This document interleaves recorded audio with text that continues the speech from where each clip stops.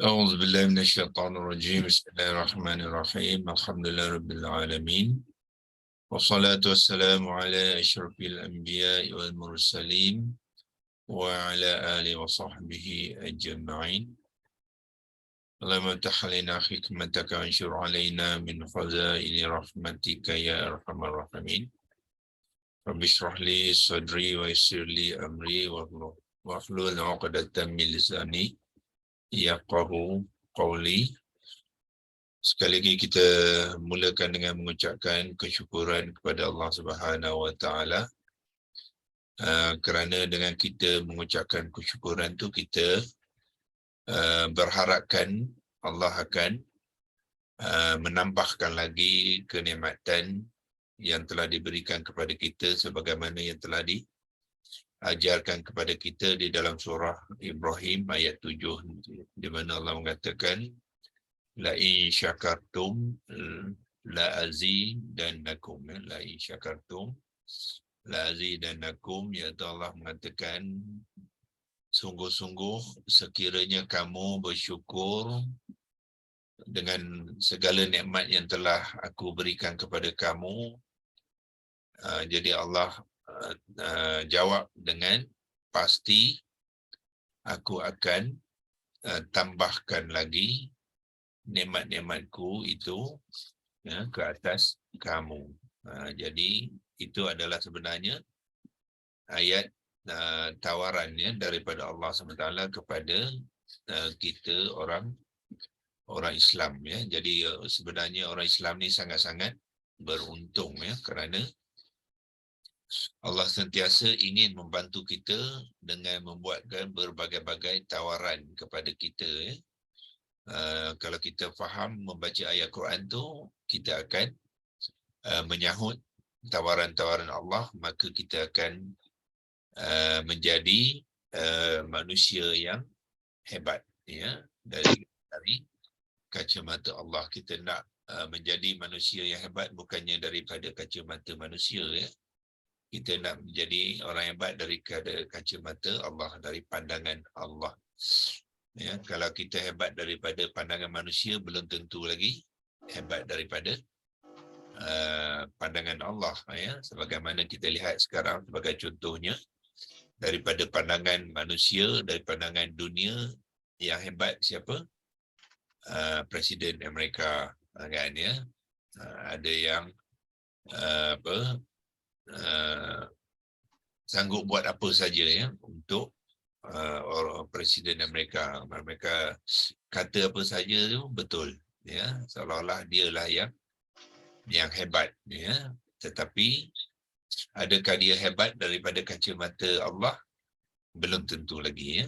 Sebab syarat pertama untuk seseorang tu menjadi hebat dari pandangan Allah ialah apa?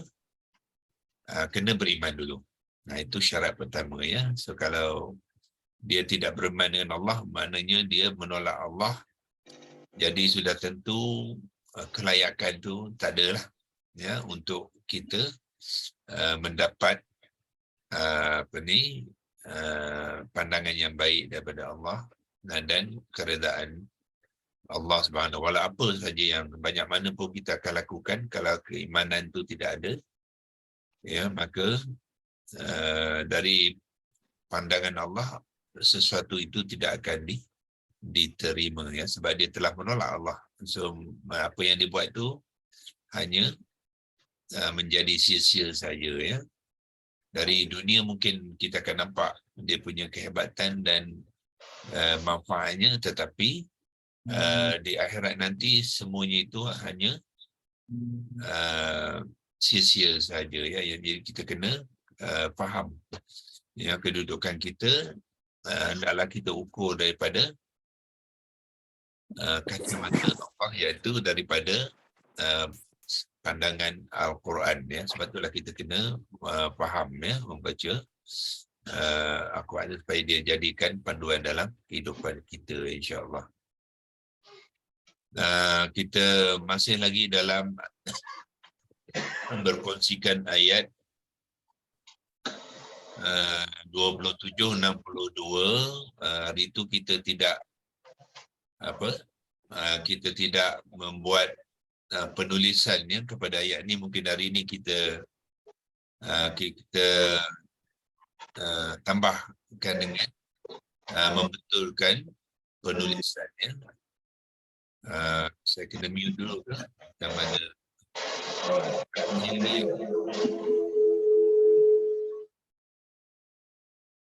Okay, saya kongsikan skrin dulu. Dan mungkin saya kena mute-kan dulu ya.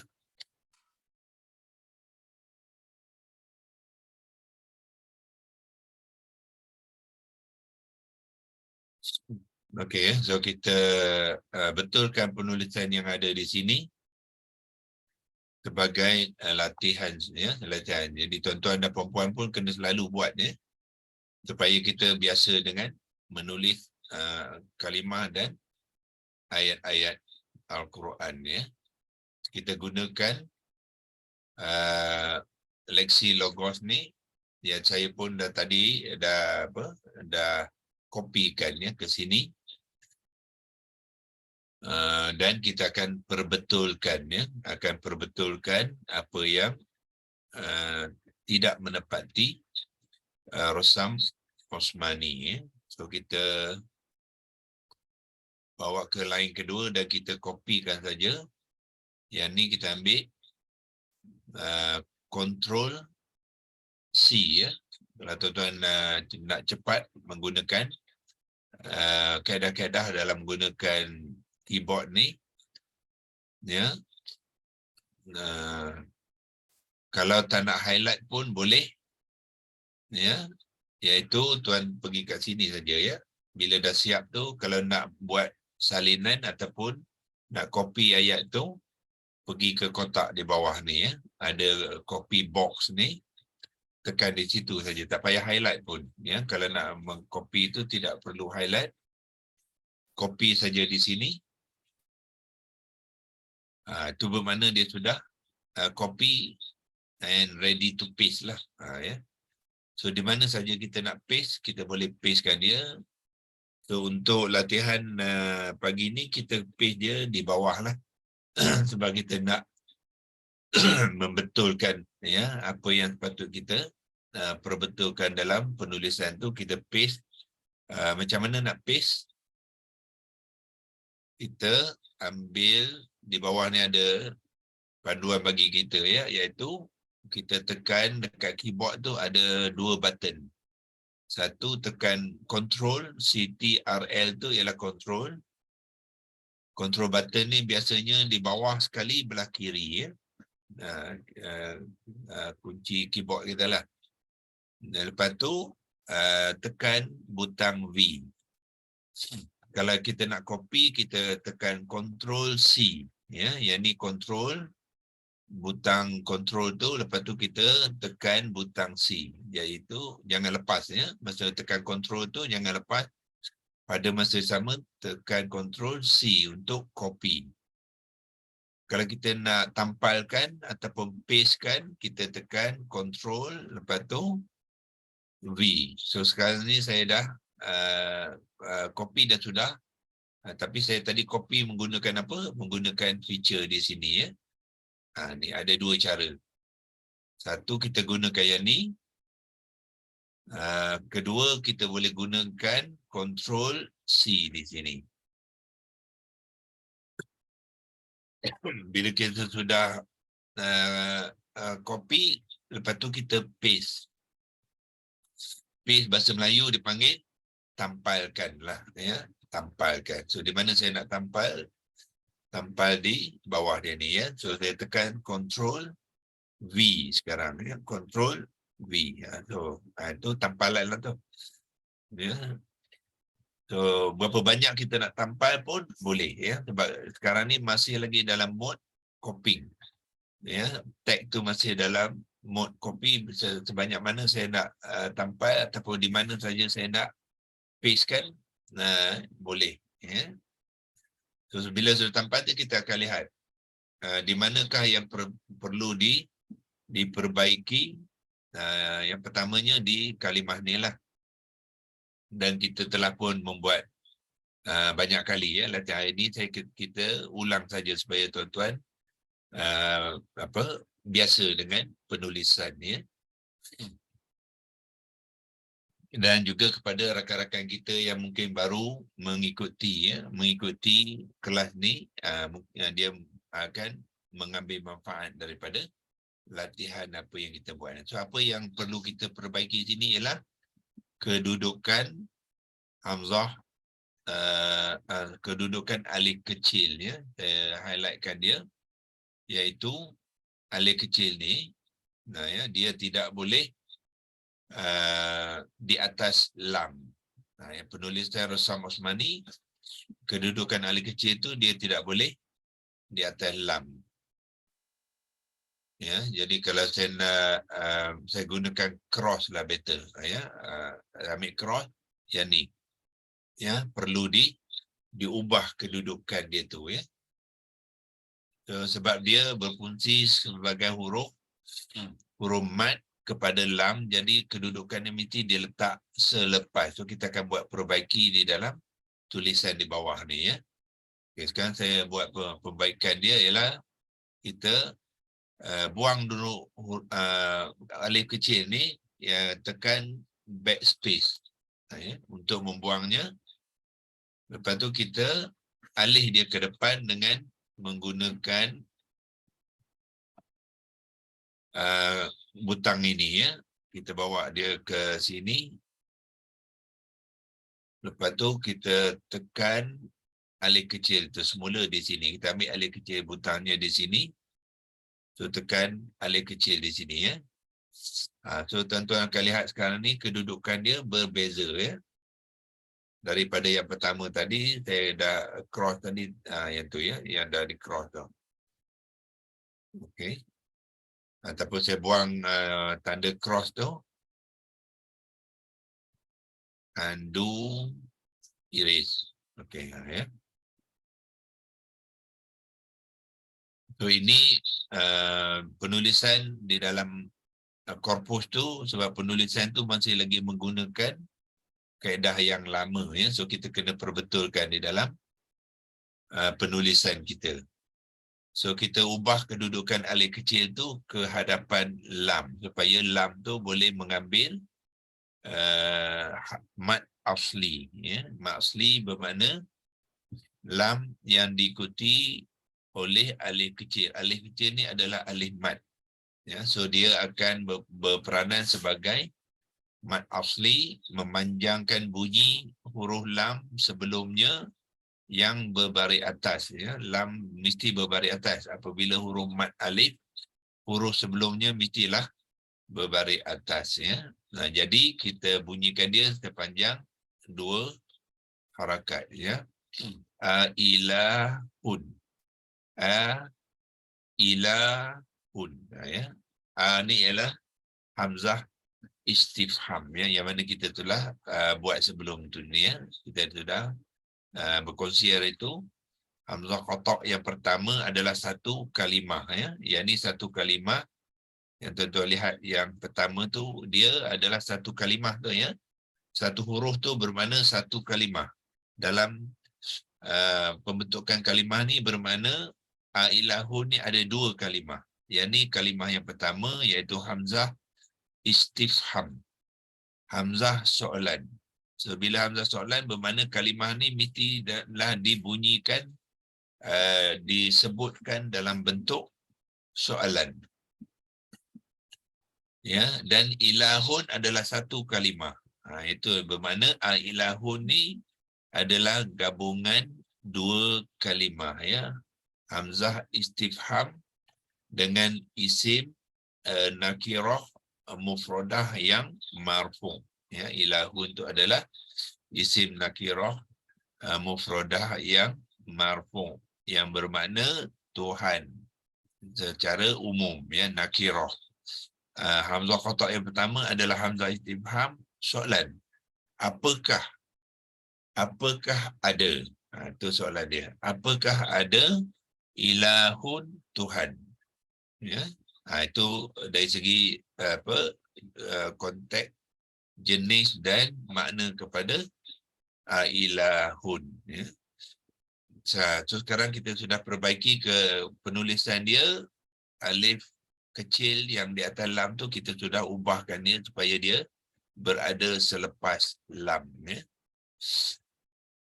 Ilahun ma'allah. Ma'a adalah isim dhorof makan. Ya. Isim dhorof makan. Dan default ma'a memang tulisan dia macam itulah, dia tidak berubah. Ya, mim baris atas dengan ain baris atas. Ma'a adalah isim dhorof makan yang memberi erti berserta ataupun bersama. Ya, so apakah peranan ma'a ni? Ialah bersama Allah ni dia membentuk pertalian yang dipanggilkan idhafah. Ya, dia membentuk pertalian yang dipanggilkan idhafah. Ya, apakah idhafah? Idhafah ialah sandaran dua kalimah kata nama. So ma'a ni adalah kalimah kata nama yang pertama dalam idhafah tu. Allah adalah kata nama yang kedua. So dalam pertalian ma'allah, ya, kalau kita gunakan highlight ni untuk membantu kita, ya, ma'allah ni adalah idhafah. Ya, jadi pada mereka-mereka yang baru mengikuti kelas ni, kita ulang balik, ya. So bila ada idhafah, okey, kita typekan dia, ya. Idhafah. I-D-H-O-A. Ini kalau ambil besarkan sikit lah. I-D-H-O-A. Idhafah. Ya, idhafah bermakna apa? Sandaran. Itu bahasa Melayu dia lah. Sandaran. Kalau nak terangkan sini boleh, ya. Sandaran dua kalimah isim yang berturutan. Ya, kedudukan dia mesti berturutan. Ya. Kalau dia bukan tak berturutan, dia tidak jadi idhafah. So, sandaran. Ini mudhaf dengan mudhaf ilaihi kan? Betul. Sekarang saya terangkan idhafah dulu. Lepas tu kita akan pecahkan kepada mudhaf dan mudhaf ilaih. Ya, so bersekali tu kita panggilkan idhafah. Okey. Lepas tu barulah kita pecahkan, ya, yang mengandungi mudhaf. Satu mudhaf dan mudhafun ilaih. Itulah konstruk dia, ya.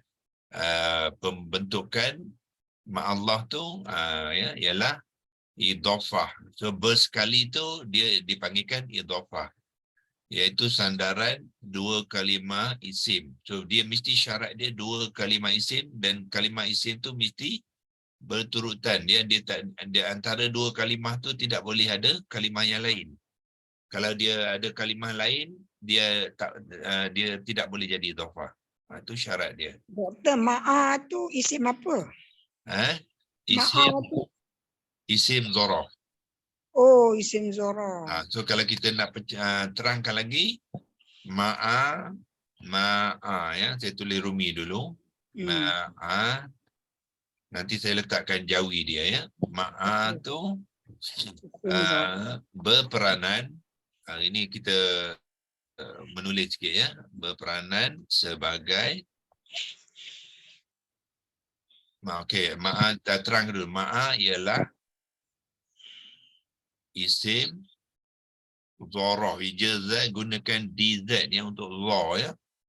Isim dhorof makan. M-A-K, ada dua A, ya, sebab dia ada huruf mat tu dalam jawi dia. Kalau saya bracketkan ni, akan saya letakkan jawi lepas ni. Idhafah ni pun saya akan letakkan jawi dia. Mana nak letakkan. Okey, lepas idhafah lah saya letakkan jawi dia nanti. Supaya tuan-tuan biasa dengan penulisan jawi dia. Tengah sikit. Okey, ma'a ni, ini rumi dia. Nanti saya akan okey, jawi boleh copy je sini ya. Nanti kita copy terus sini copy. Boleh copy ma'a sini. Copy macam mana? Ctrl C. Ya, lepas tu letak sini, pilih tag ni.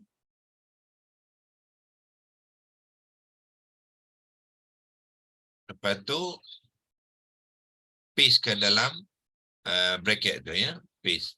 Ctrl V. Itulah ma'a. Ya, so kita masukkan jawi dia sekali. Okey. Idhafah kalau nak masukkan jawi, kita ambil lexilogos yang baru untuk menaik idhafah dan kita masukkan ke dalam ni. So, saya ambil yang lexilogos atas ni yang baru. Saya type idhafah di sini ya. Kena lari sikit supaya sebab tag tu masih kat situ. Prof, boleh saya celah sikit? Idhafah ni seingat saya Prof pernah ajar, dia ada dua syarat dia kedudukan dan juga kepunyaan. Maksudnya ya, kalian betul. kedudukan tu macam sama tempat ada lah, kedudukan ataupun kepunyaan ya. yang tu macam pemilikan lah, macam antara dua isim Betul. tu lah, talian dua isim tu. Okey, dalam konteks ni dia kepunyaan ke kedudukan? Kedudukan. Kedudukan ya. Kenapa kedudukan? Sebab zorof tu dia tempat kan. Dia Betul. lebih pada kedudukan lah. So zorof makan, dia menerangkan kedudukan.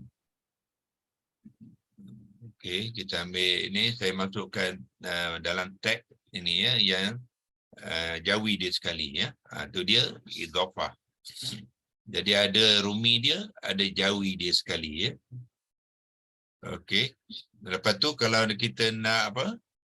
Nak jawikan mudhaf ni pun boleh masukkan. Biasakan bukannya rumi saja ya, tak cukup. Masukkan jawi sekali supaya kita betul-betul tahu yang mengandungi mudhaf. So kata saya pergi ke lexilogos tu sekali lagi.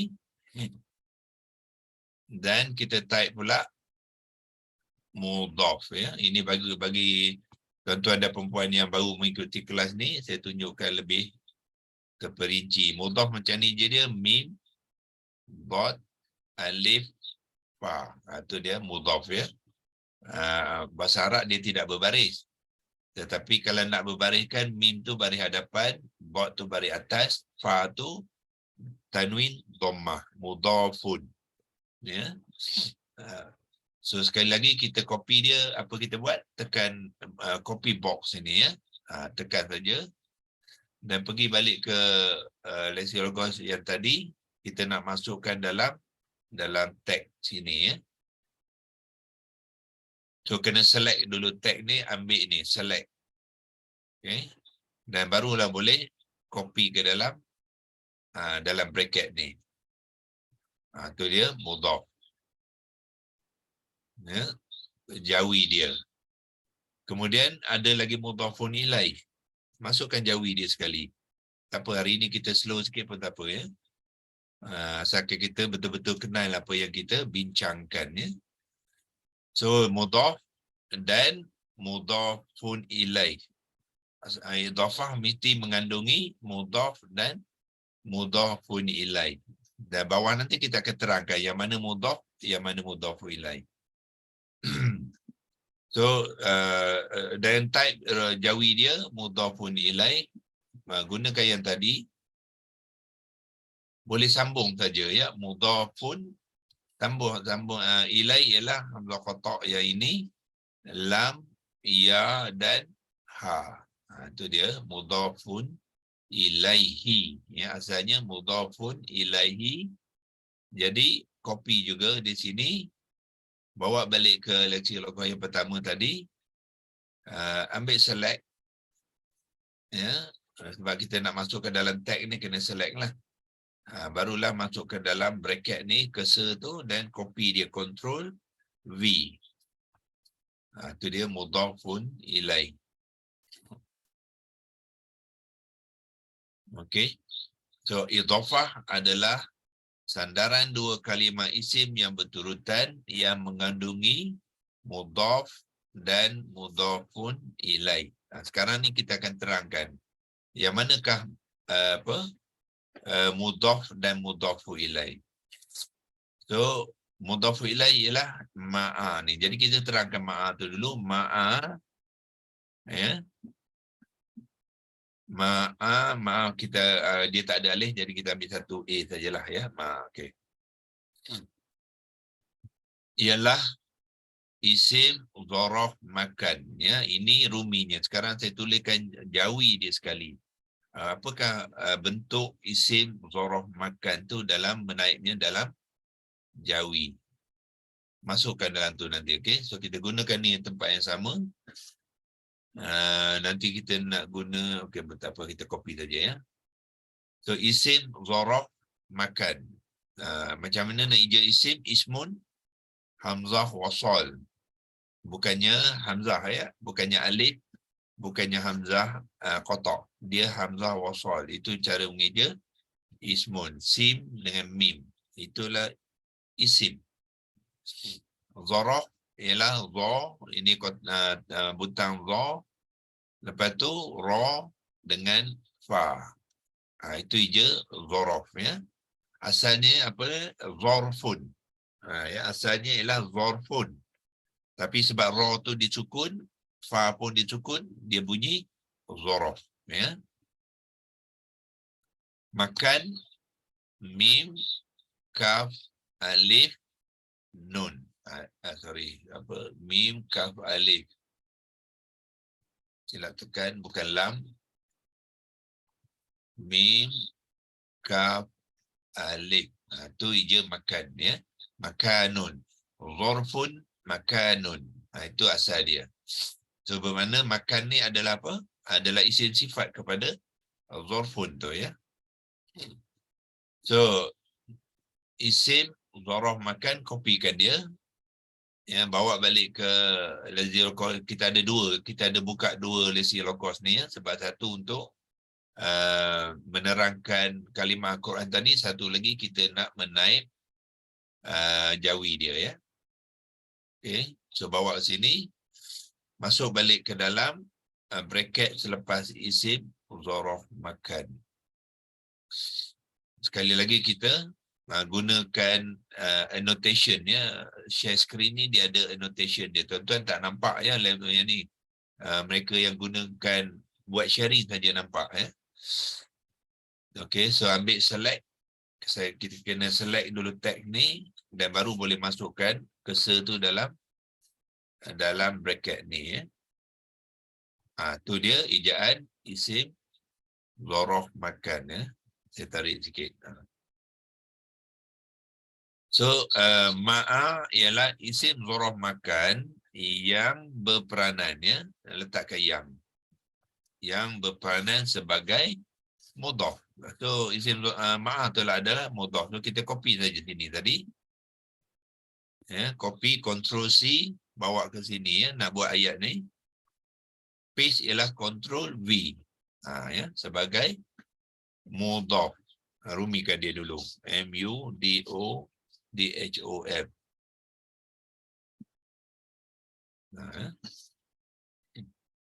So, ma'a ni berperanan sebagai, ma'a ialah isim zaraf makan yang berperanan sebagai mudhaf. Okay. Buat noktahkan dulu dan buat ayat baru. Lepas tu yang mana yang mudhafu ilaih? Allah ni. Ya. Dan sambunglah. Kalimah Allah. Bracketkan dia.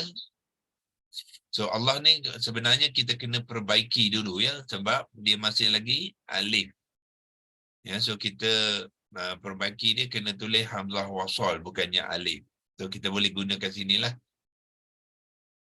Ambil lahjah lugah yang kedua tu, ya, kita type kalimah Allah dulu di situ, hamzah wasal, lam yang kedua tu ada tasydid dan baris atas, dan diikuti dengan ha. Ya, dan ha tu mesti mengambil baris bawah sebab dia sudah jadi mudhafun ilai. Jadi itulah Allah. Copy dia.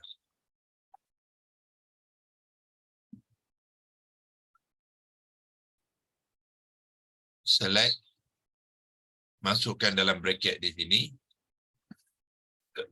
Allah. Ya. Boleh besar tak ini? Dia punya tulisan ni tak boleh besar ya. Nanti kalau nak besar nanti saya akan saya ambil buat screenshot dan saya akan tunjukkan ya yang lebih besar tulisan dia tu. Jadi dan kita sambung kalimah Allah yang ni, sambung ayat tu, iaitu berperanan maknanya fungsi dia di dalam ayat ni ya, berperanan sebagai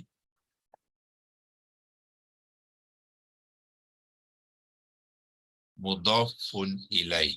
Ya, copy je yang mana mudhafun ilai tadi, copy saja. Sini ya, mudhafun ilai dah ada sini, copy saja. Masuk ke sini supaya penerangan kita tu lengkap ya. So Al-Quran ni kita mahu penerangan tu selengkap yang boleh supaya kita tidak keliru dengan maklumat-maklumat yang ada tu ya. Jadi ma'a yang pertama ni adalah berperanan sebagai mudhaf ya. Lepas tu kalimah Allah yang kedua ni berperanan sebagai mudhafun ilai ya. Mudhafun ilai, kalau kita nak mudhafun ilai tu elok masukkan sekali i'rab dia ya. Sebab mudhafun ilai mesti majrur.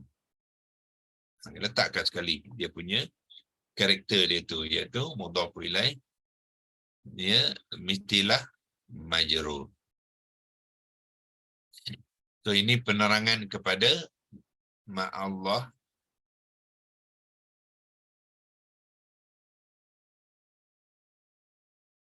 Masukkan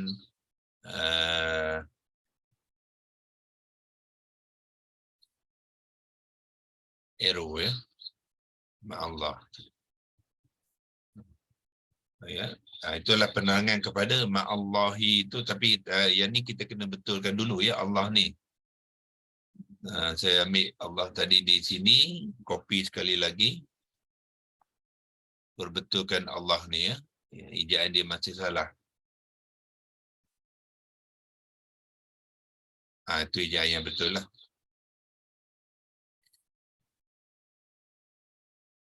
Delete.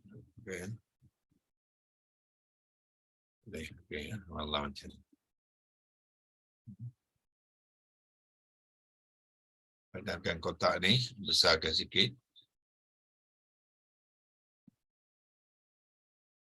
Apa dah? 7 dah ya.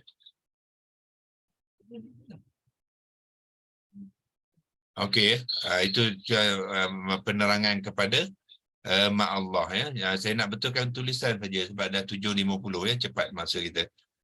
Kita betulkan penulisan sini saja ya. Apa yang perlu dibetulkan lagi ialah tanwin bertemu dengan mim. Tanwin bertemu dengan mim, jadi dia melibatkan idgham ma'al ghunnah. Idgham ma'al ghunnah, mim ni kena mengambil tasydid. Itu saja ya. Kita betulkan itu saja. Letakkan tasydid kepada mim. Ya, itu je. So itu ya, selepas pembetulan betul. Ilahun Allah, tanwin bertemu dengan mim. Sekali lagi ini tanwin yang ni pun kena betulkan tasydid ya. juga melibatkan idgham ma'a gunnah.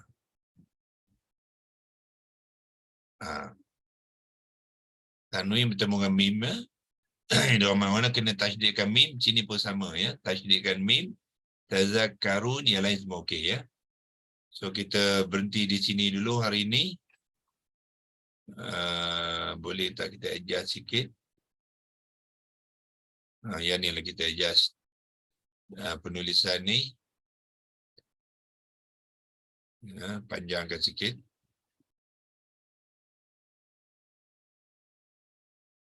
Dalam kotak. Okey. Itu lebih kurang penangannya. Okey. Dan saya ambil screenshot sekarang. Okey. So, apa guna kita buat screenshot tu? Kalau kita nak tengok sekali lagi, kita boleh tengok dan kita boleh besarkan ya. So di manakah screenshot tu?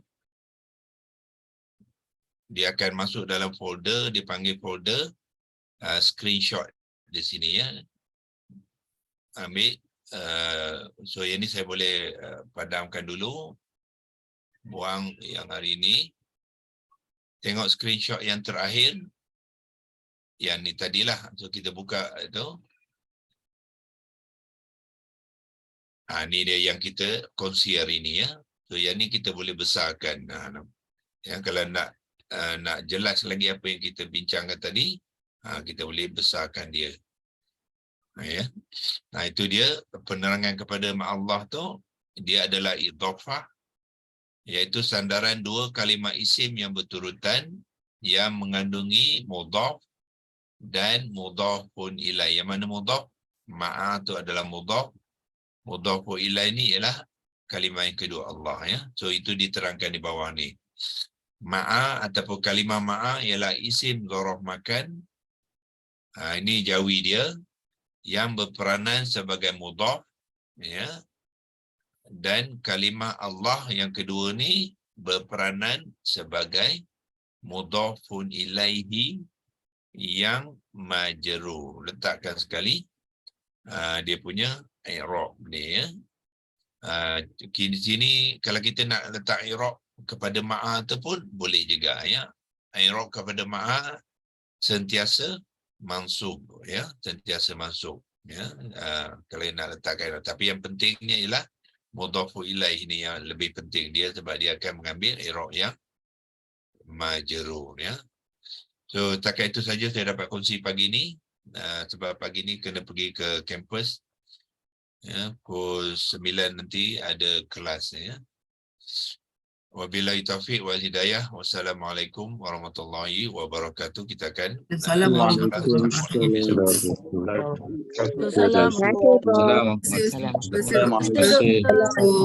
Assalamualaikum. Terima kasih, Doktor. Assalamualaikum. Waalaikumsalam. Assalamualaikum. Terima kasih, Doktor. Sama-sama, insyaAllah jumpa lagi. Okey.